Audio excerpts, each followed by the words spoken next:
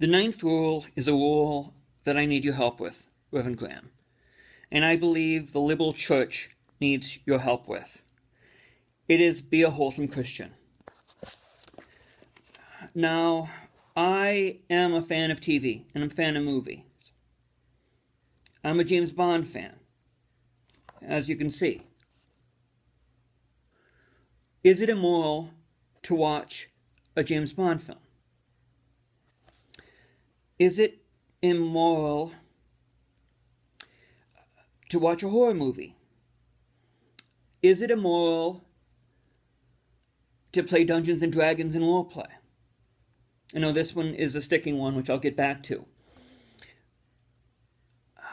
I don't know.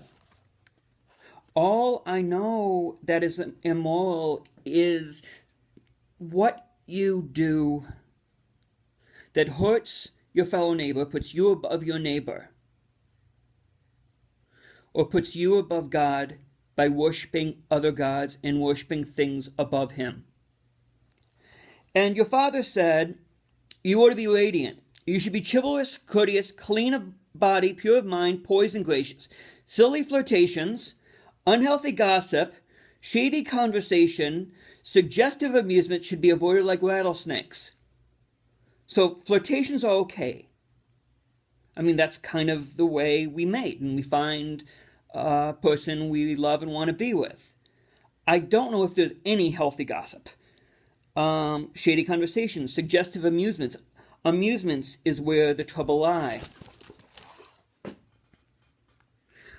We are free in Christ Jesus.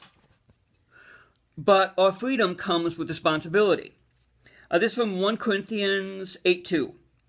Be careful, however, that the exercise of your freedom does not become a stumbling block to the weak. For if anyone with a weak conscience sees you, who have this knowledge, eating in an idol's temple, won't he be emboldened to eat what has been sacrificed to idols? So this weak brother, for whom Christ died, is destroyed by your knowledge. When you sin against your brothers in this way, and wound their weak conscience, you sin against Christ. Therefore, if what I eat causes my brother to fall into sin, I will never eat meat again, so that I will not cause him to fall.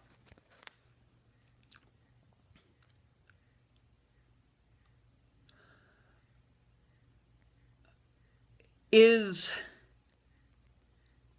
this saying that we make things worse than they actually are? I don't know.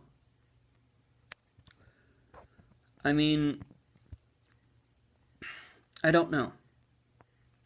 A lot of this is the area of the Bible I don't understand, and it's easy to go absolute, but if you go absolute, you're relying on self-righteous, you're relying on the law, and all you do is make other people feel insecure or lesser than you, and they hate you, and then they hate Christ. But I like this one, still from 1 Corinthians 9. To those not having the law, I become like one not having the law. Though I am not free from God's law, but am under Christ's law, the law of love. So as to win those not having the law, to the weak I become weak, to win the weak.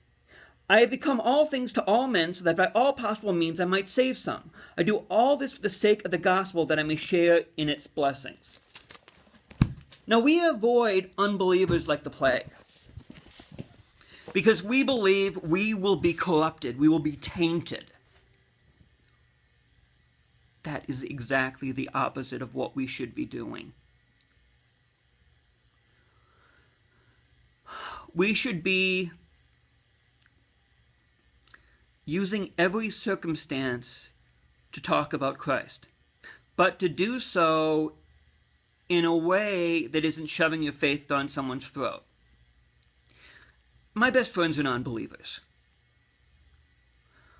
My best friends have been convinced that Christianity is an evil in the world. And I used to believe that.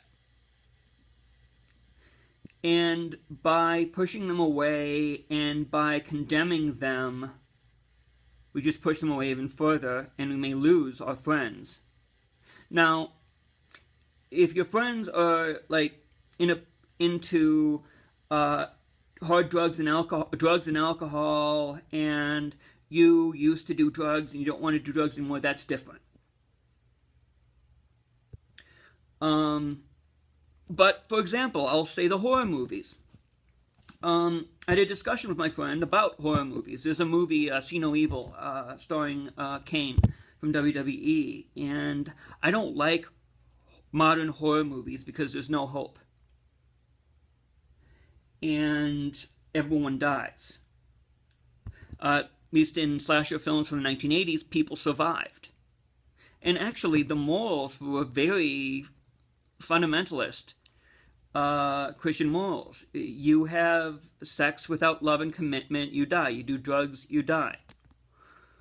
And I don't know if that's a guilty pleasure. I don't know if I should. I mean, my preacher says that he doesn't read Stephen King because he thinks that leads to demons. More, I have to ask more what he says about that, but that's his view. He doesn't say, I should stop reading Stephen King novels. And that's the thing. We have to, there is moral absolutes. Anything that exploits is sin, and you should stay away from. And I might be wrong on this. And role-playing. I don't believe D&D is a gateway to the devil.